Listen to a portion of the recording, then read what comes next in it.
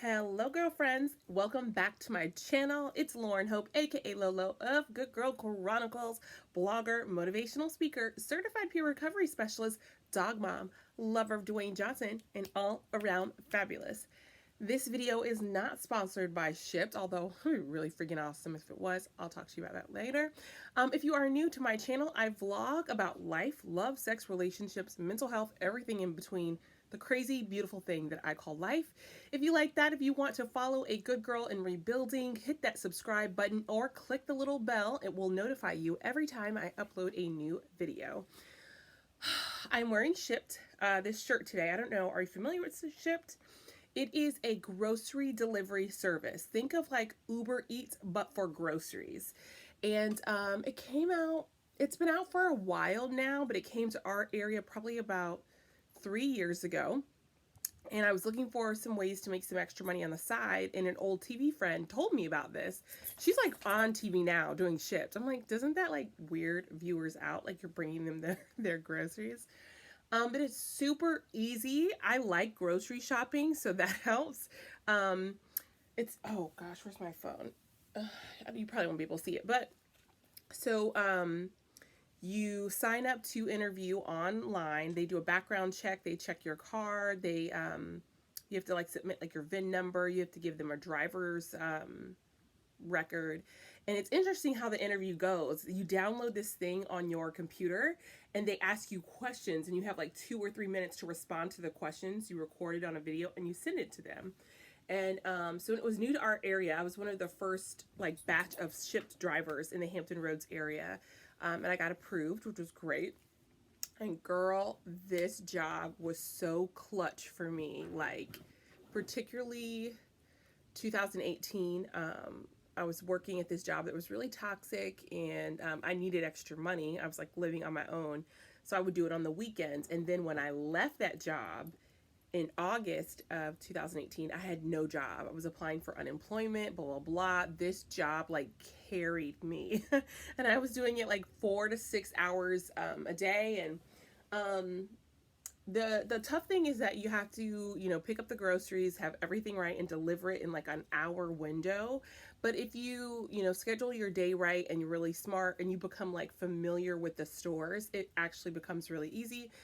The Target now owns Shipt. So Shipt is in Target, Kroger, Harris Teeter.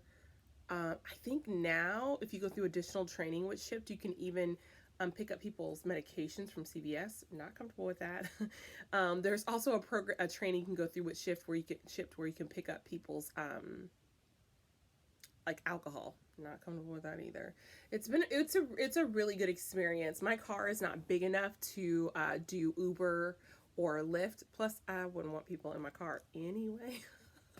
Oh my gosh, I've got like the most incredible, awesome car. It is a 2012 Volkswagen Beetle, and it looks like a ladybug, red with black spots. It's so cute. I love that. Like, it makes people happy. It just makes. Oh, I've told you guys about this. This is the car that I was praying for, or whatever. I'm hoping that talking to you is going to raise my energy level because, girl, I'm feeling sleepy. And if I stay in this house, I'm going to take a nap and lose my whole Sunday afternoon. I went on a 6-mile run earlier because I'm looking at the calendar. 1, 2, oh my God. The half marathon's like 3 weeks away. And so I need to still be running and things like that. And so I did 6 miles today, and oh my gosh, I'm feeling it. My body wants to go to sleep. What I planned to do was do a couple of hours of Shipt, do some homework, but I'm just like, how am I going to do this? I'm so sleepy. And I have some grad school assignments due. I'm so sleepy. Oh my gosh. All right.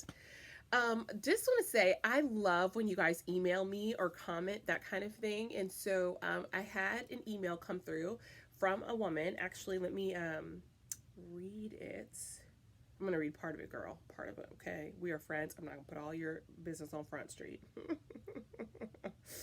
But no, I love when you email me. My business email is, which I'm going to make more professional one day, teamgoodgirl84@gmail.com. That's the word teamgoodgirl84@gmail.com. I named it that because in the beginning I wanted Good Girl Chronicles, like like my tribe to be team good girl. Didn't really catch on. That's okay.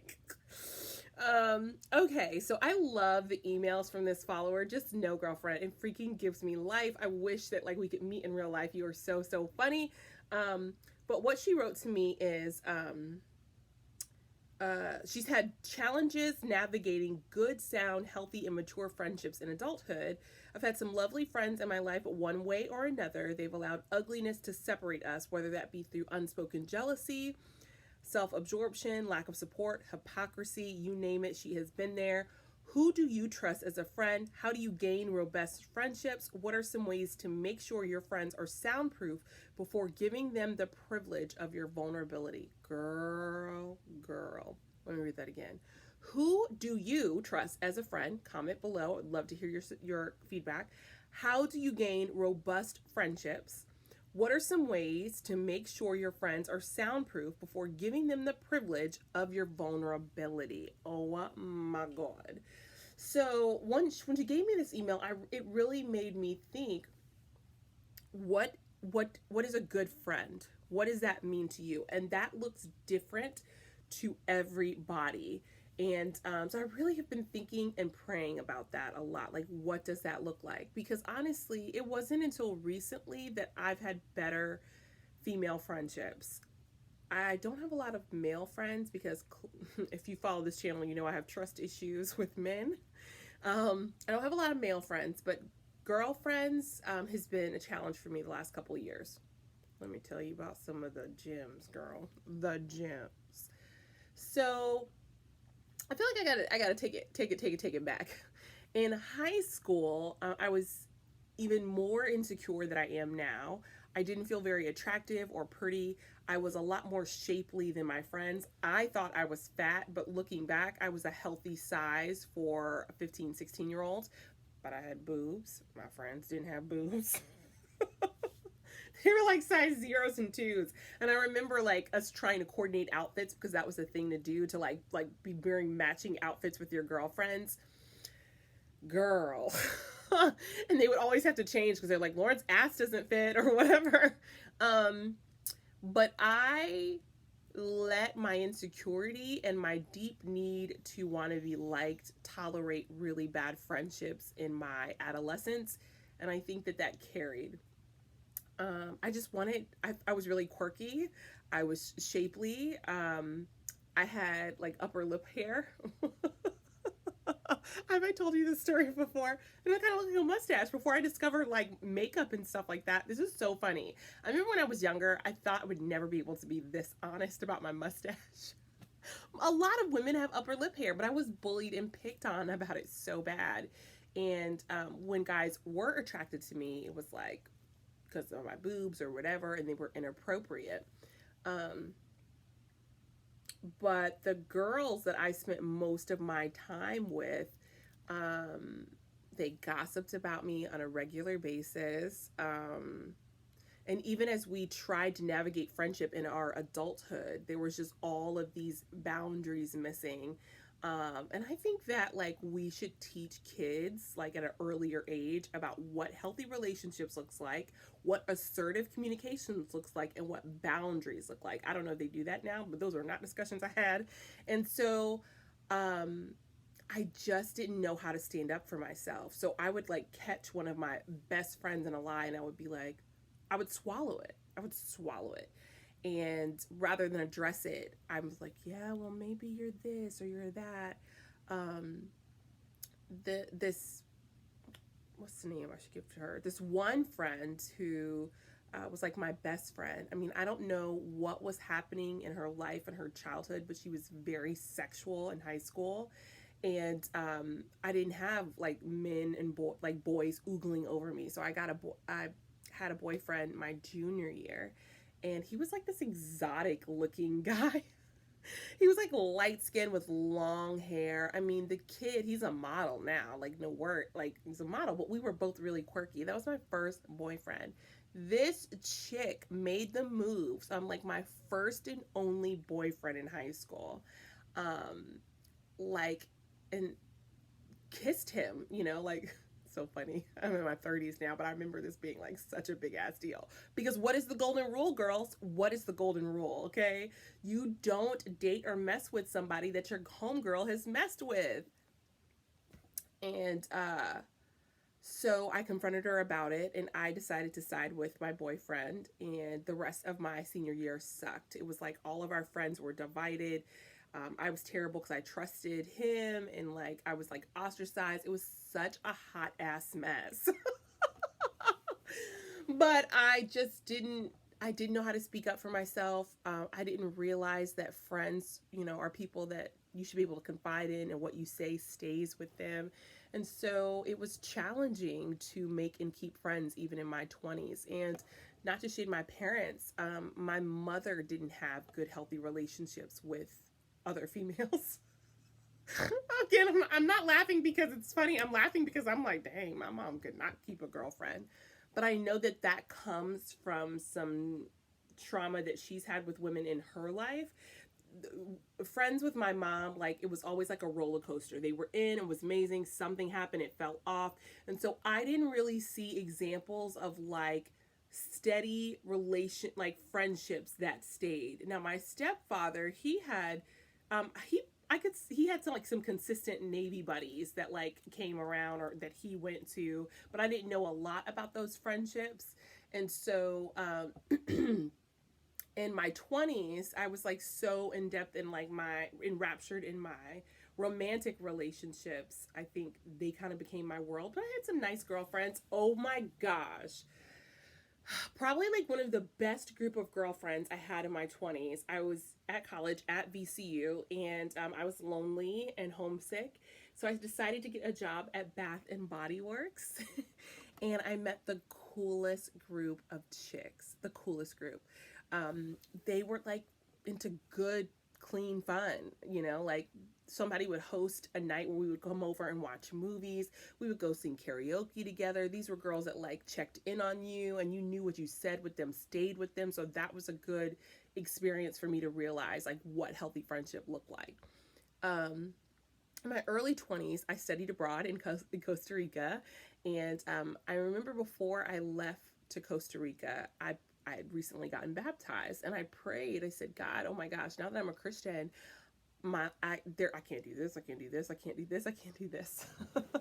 I was like, show me what a fulfilling life as a Christian means. And I met these women who were on different parts of their spiritual journey, and they taught me what it will look like to be a Christian woman, and that it was different for everybody. We explored the city together, we prayed together, we talked about contemporary music together, and so that was an amazing experience. So I started to realize like that friendships, like friends are people who you should be able to confide in, that it's not going to carry your business around the street. It's based on trust and love and support. It's somebody who wants to see you win. If you have a friend who is not applauding you when something great happens in your life, they are not your friend. And I've been in situations where I think I've had friends sabotage me or our friendship or whatever because they were jealous of like me being in television or whatever. Like, if you don't have a friend who's like, that ain't your friend, girl. It ain't your friend. In the news business, friendships were harder because it's a very it can be a superficial business. I don't believe that it has to be. I've seen people who don't move that way, but it can be a very superficial relationship where people will do whatever to get over on people, to get ahead. And I remember I met a beautiful blonde woman, and I can say that I can appreciate another woman's beauty. I mean, she's just one of those women who like felt like just would wake up in the morning and it's like Sleeping Beauty, oh, I'm glorious. And she came to report at my station, and I remember looking her and I was just like, oh, we are on two different sides of the street. I don't know why this is, and it's because of my insecurity. Beautiful, pretty women intimidate the shit out of me, okay? Like, I don't know what it is. I automatically assume that someone who is very physically beautiful or whatever is not going to be friends with me. Because I just feel like a plain Jane. Sometimes I have people say to me, you do not see what the world sees. But I mean, like your inner dialogue, what you feel about yourself, what you say to yourself every day, that's a strong thing. And so when I think of like pretty gorgeous women, I don't put myself in that category. I don't put myself in that category. So I meet like a gorgeous woman, I'm just like, we not on the same wavelength. Like I'm a real ass woman who like experiences deep ass cramps. I'm bloated. I talk about farting and burping, and like I'm just real. And that pretty girl stuff is just not me. But meeting this girl, honestly, like, really tore down that ideal for me. And I remember, because she was just a regular person, like, and we talked about like our sex lives, what worked, what didn't work. We were incredibly emotionally intimate with each other. And I believe that good friendships you should be able to share some emotional intimacy, but that takes time. Like I knew her for probably 6 months to a year before we really started sharing some deep stuff. um I also believe that like there are different friends for different roles. Like there are certain friends that like you can't say everything to. Does that make sense? You got like when I think about my circle of friends, like I've got my friend Shirley who, you know, we talk about the word and God and things like that, and prayer, and we get really deep into it. But I have some friends who are not that spiritually inclined that I don't share with. I have one friend who is just like the fun friend. You just gonna hang out every blue moon and have fun, but it's like a surface level type of thing. I think I only have like a handful of people who are like really inside my heart, like people. um so anyways, getting back to this girl in news, I remember, right, like I remember like trying to write something for her in her birthday card, and I said to myself, what is something that describes what a good friend is? And so like I'm looking through the word, and I'm like searching and things, and I find this scripture called it's Proverbs 27:17. I've probably said this so many times. It's iron sharpens iron, so one person sharpens another. And I was like, that's it. That's the basis for like all like our relationships. We should be better by our interaction with each other. And if you really like want to pull apart the layers of that scripture, is like, if you think about our interactions with each other, it should make us better. It should make us sharper. It should push us to purpose. But then you can also look at it and say, that doesn't mean that that relationship is not going to have conflict. You know what I mean? Like, if you think about sharpening, there's some conflict there. But even in conflict, right, we should be able to have a conflict from a place of love, and we both grow from that experience. Does that make sense? So I'm gonna find it really quick. um I wrote a blog about her. It's called Beauty and the Cute Girl, and I'll explain that in the blog, what that means. It describes a lot about like how I feel about really gorgeous women and friendship and that kind of thing. And I may have shared it on my Facebook page earlier this week. Yeah, I did. um where is it? Here it is. Beauty and the Cute Girl. um but yeah, it's basically like a little blog about our experience. I made like one or two parts of it. Okay, here it goes.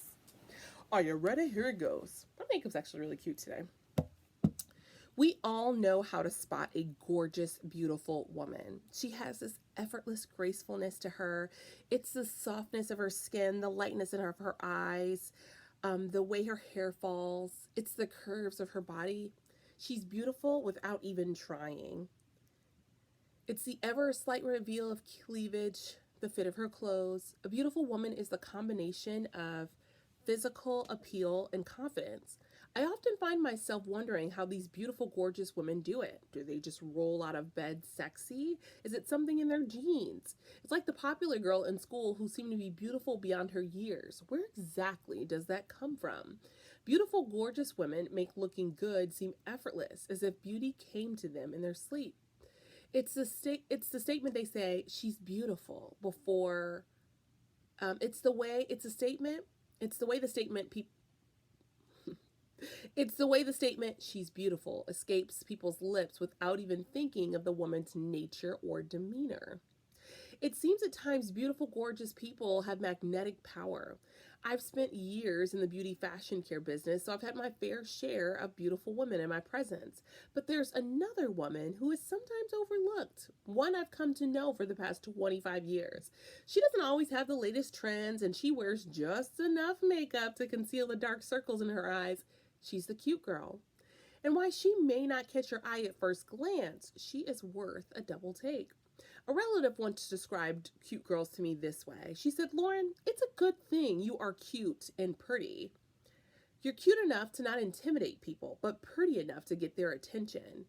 I didn't really know what to make of this statement at first. Is this a compliment? Upon further thinking, I decided, while I might not be the girl people describe as hot or gorgeous, there is something about being a cute girl. Cuteness, I admit, is really hard to bottle up and sell. It's the mixture of quirky without being too corny or sassy, without having a little too much attitude. Cute is being put together, but not exactly fashion forward. It's talking with your hands to emphasize a conversation. It's ripping out fashion articles to copy the style, only to realize it does not work on you. Cute is passing off a bad hair day with a headband and calling it chic. I wrote this at 25. It still applies. It's calling jeans and t-shirts a fashion staple. It's being the one everyone remembers in high school as one of the band nerds. Cute is knowing a smile can cure almost all awkwardness. Cute is having a passion for cupcakes and chocolate, even if it does mess with your figure. Cute is being in a room full of hot females and knowing that no one is giving you the stink eye.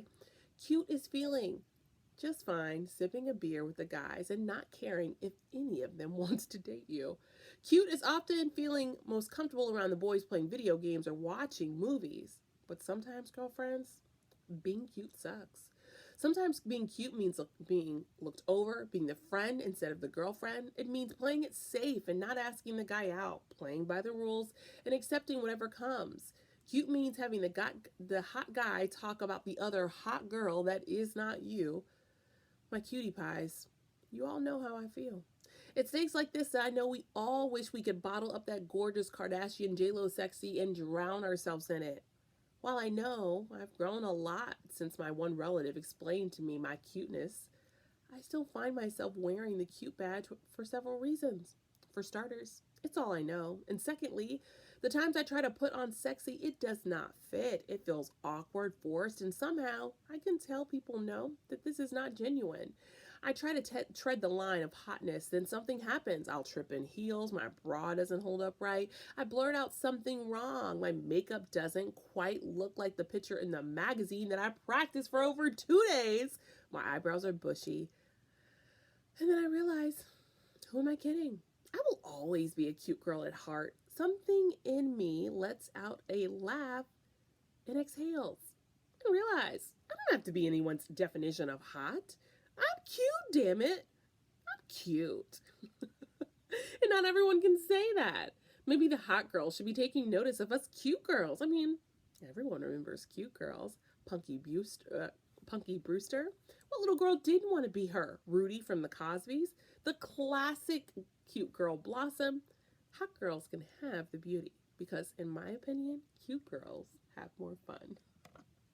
Sorry. Okay, this is the part about Jade, my friend, who I named Jade. That's not her real name in real life. I have gotten better with my makeup. Excuse me, sir. Hey, excuse me. My dog looking out the window. Lately, I've been hanging out with some very beautiful women. The kind of women who walk into the room and men straighten up and pay attention. When these women walk into a place for a few seconds, it seems like everything is in slow motion. It's like when the James Bond girl came out of the ocean, water dripping down her perfectly sculpted body, hair swishing. Men nearby instantly feel their temperature rising and their courage trying to pump themselves up to approach her. While all of this is happening, I'm standing over there wondering, how the hell did I get close to this hotness? And I wonder if somehow I'm going to get lost in their undertow. Jade and I started hanging out a few weeks ago, and her reputation has preceded her. One of my guy friends gushed about how he liked her. He was smitten like a schoolgirl. Don't get me wrong, Lauren, you're cute, but Jade, she's freaking hot. As he said this, I could actually see beads of sweat forming on his forehead. Indeed, hot was the word for Jade. When people describe bed toss sexy, they're thinking of Jade. I've been in her presence when she has no makeup on and her hair is a mess. Guys still lose their minds over her. This is what I mean by those beautiful people. Jade has long, straight hair, silky, milky skin tone, and adorable blue eyes. They are slightly green, almost blue, and piercing when she is commanding attention. It may seem like I have a girl crush on her, but I want you to understand. I want you to understand and visualize the beauty that has so many men crazy about her. I've heard a lot of people say that beauty doesn't mean anything. It's what's on the inside that counts. I mean, I live by that mantra. But after rolling with Jade lately, it's clear that beauty does matter. Because I've seen people drop everything, fall short of bowing down to her, as I saw one evening. Jade invited me to a little dinner party one night. I'm pretty sure I was her parachute, a way to escape if things got boring or awkward. Considering that most of my evenings are spent barking commands at my 9-pound dog to move while I'm watching Law and Order, I decided to take her up on that offer. Still applies. When we walked into the restaurant, I was not feeling the best parachute since I was ready to escape myself. Turns out Jade and I have a different definition of the phrase little dinner party. In the middle of the calm restaurant, there was a rowdy group of 20 local firefighters cheering and drinking. We paused in the doorway of the restaurant, and I set my eyes on a table of mostly men. Jade smiled and then approached them. Like an ocean breeze, she rolled up to the friend who had invited us and gave him a hug. And I watched, and I saw a dozen eyes giving Jade the look over. Jade's suitor seemed to be taking notice of the effect she had on the crowd. I could actually see his chest rise as if he was puffing it out to assert his masculinity. And like a tribal warrior, it was clear he wanted to mark his territory, letting everyone know that Jade was with him. Jade was wearing these hip-hugging jeans, a simple red shirt that clung to her, and a leather jacket. My default mode in situations like this is silly, deprecating humor. I started picking on the other firefighters, finding small jokes that showed that I could hang. This is the classic cute girl behavior. I think by nature, cute girls often feel they have to overcompensate for their lack of hotness with an amazing personality. This is me. I smile, I laugh big, and I make fun of myself. Even if you don't think I'm hot, I'm grateful. We'll share some good laughs together. That night was no different. I was in full cute girl mode. I spent the better part of 20 minutes laughing it up with the firefighters I knew. As a reporter in a small town, you get really close to firefighters and police officers. I paused for a moment in my comedy act to watch Jade. I realized not only was she beautiful, she was magnetic, and her power boosted others. I could tell her guy felt more powerful, handsome, and dominant with Jade on his arm. The whole label of trophy wife was really starting to make sense to me. Being with a beautiful person is like winning a prize for a lot of people. And somehow they are more attractive because they nab this beautiful person.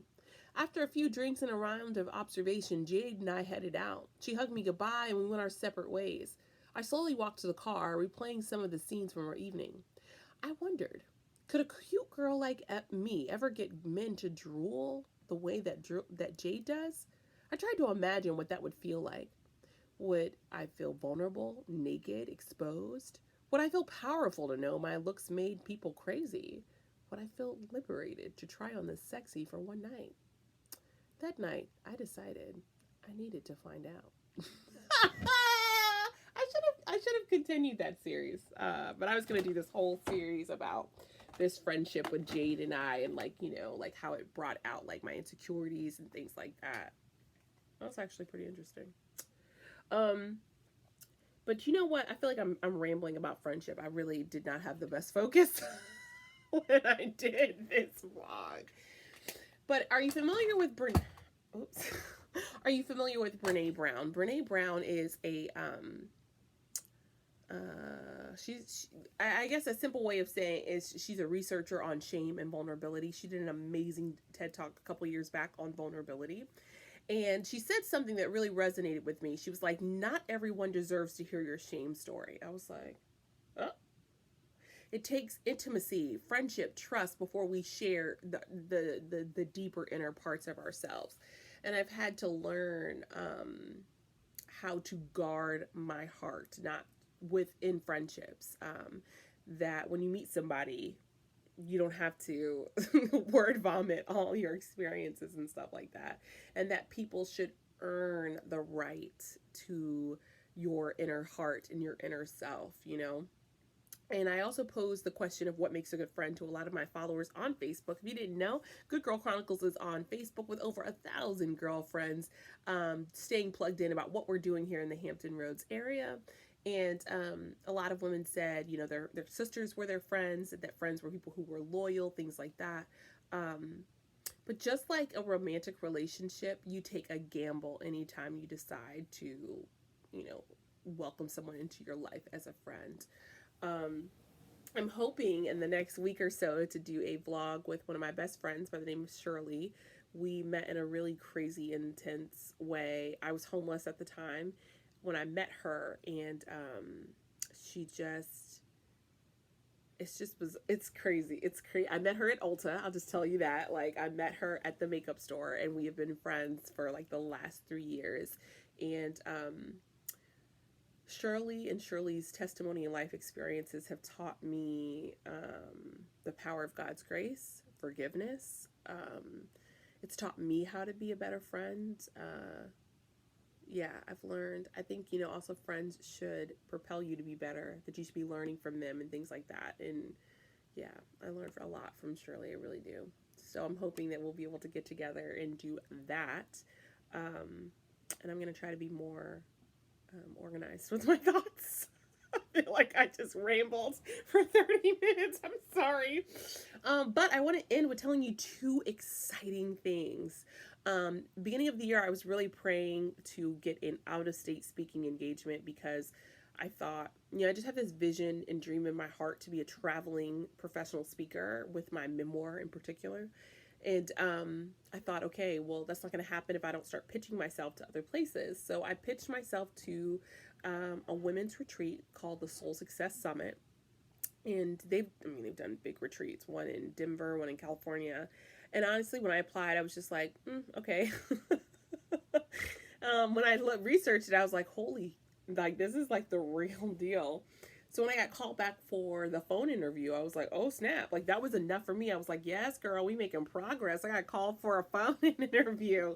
And there was a woman in there from the UK, from California. I'm like, holy, how can I compete with these women?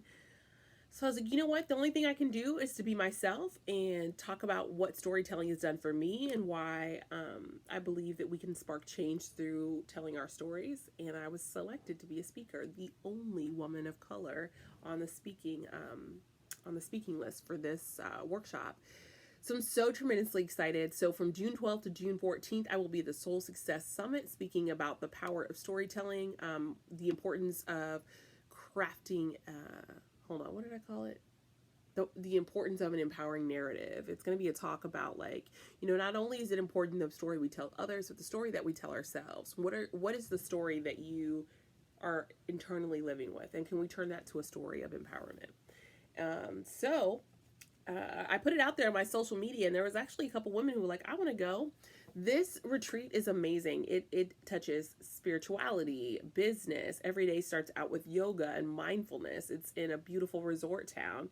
And if you're interested in coming with me, I'm going to put in the comment section below my blog, which will tell you more about the Soul Success Summit. If you use my discount code or my affiliate code, you'll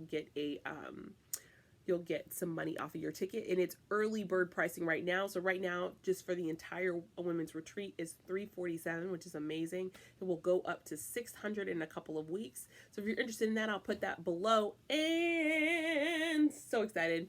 The show that I told you guys about a couple months ago, This Is My Brave. We're about 60 days out from this show. It's freaking amazing. This show features people with lived experience of mental illness and or substance use disorder. It's a stage production that is very much like a TED Talk, but it's people's lived experiences. I was in the show in 2018, and to bring it here is just, I don't think it's hit me. I don't think it's going to hit me until show day, April 19th, and I'm like, we're doing this. But the tickets are live, and we're selling tickets, and we had our first rehearsal this weekend. It's just surreal. It's really freaking surreal. Yeah. Crazy story. Jade, the person I wrote about in that blog, Jade and I kind of life separated us, and it was hard for me because like I have abandonment issues. So when our friendship didn't continue beyond our news careers, that really hurt me. Like there were other reporters that like she's friends with and she visits, like she came down to Virginia Beach and like did not tell me she was here. I took that a little personal, I'm not gonna lie. And I always have to remind myself that some friendships are seasonal, but it just sucks so bad because I just feel like I've had so many seasonal friendships. Like I really want like some lifetime friendships, and Shirley is a lifetime friend for sure. But in 2016, when I started blogging about my mental health journey, Jade called me. She had read the blog, and she's like, I had no idea that you live with depression and anxiety and that you survived an attempt. You know, my brother has gone through a similar experience. And in Arlington, we have this thing called This Is My Brave. So This Is My Brave is based out of Northern Virginia. I would have never known about this show had it not been for Jade. And I'm researching it, and I'm like, oh my gosh, this is amazing. And then fast forward 2 years, I'm in a show, and you know, when I was thinking about friendships this week and This Is My Brave, I was like, you know, that was part of the purpose for her to plant this seed in me about This Is My Brave.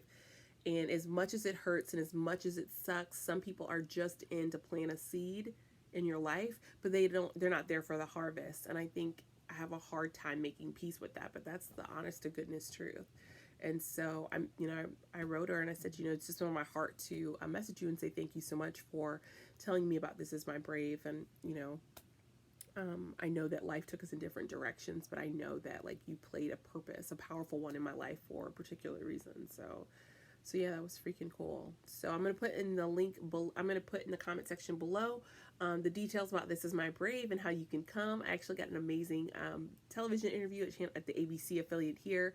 I'll link that below also. So our show is April 19th at the Zyders American Dream Theater, 3 to 5. We'll have people sharing the stories of living with depression, bipolar disorder, borderline personality disorder, addiction. Like it's just going to be a wide range of people with lived experience, and it's going to be freaking amazing. I'm claiming that now.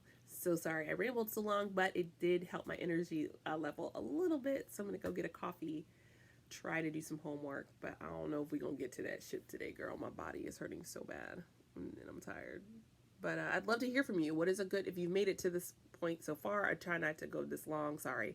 What is a good friend to you? Like, you know, how do you know you are at a point where you're safe enough to let somebody in? And, you know, tell me a little bit about your friend, girl. I would love that. You can email me at teamgoodgirl84@gmail.com, teamgoodgirl84@gmail.com.